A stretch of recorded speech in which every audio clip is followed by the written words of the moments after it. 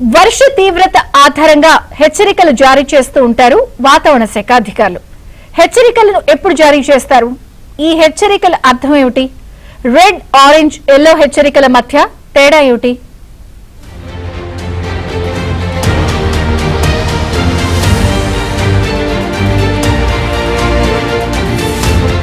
మొంతా తుపాను ప్రభావంతో పలు జిల్లాలకు అలర్టులు జారీ చేశారు. విజయనగరం, విశాఖ, అనకాపల్లి, కాకినాడ, కోనసీమ, పశ్చిమ గోదావరి, కృష్ణా, గుంటూరు, బాపట్ల, ప్రకాశం, పొట్టి శ్రీరాములు, నెల్లూరు జిల్లాలకు రెడ్ అలర్ట్ జారీ చేశారు. రెడ్ అలర్ట్ అత్యంత తీవ్రమైన హెచ్చరిక. ఇది చాలా భారీ వర్షపాతాన్ని సూచిస్తుంది. అంటే రెడ్ అలర్ట్ జారీ చేసినప్పుడు జిల్లాలో 204.4 మిల్లీమీటర్ల కంటే ఎక్కువ వర్షపాతం నమోదవుతుంది.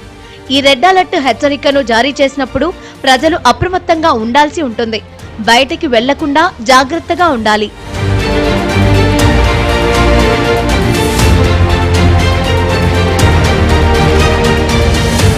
ఇక కర్నూలు, అనంతపురం, సత్యసాయి జిల్లాలకు ఎల్లో అలర్ట్ జారీ చేశారు.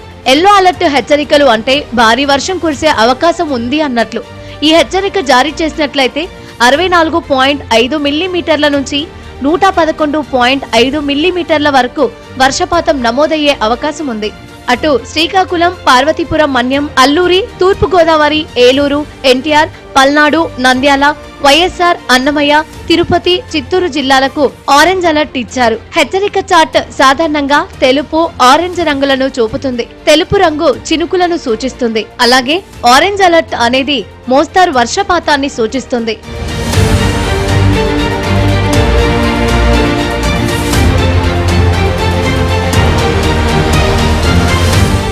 అలర్ట్ హెచ్చరికలు జారీ చేసినప్పుడు ప్రజలు జాగ్రత్తగా ఉండాలి.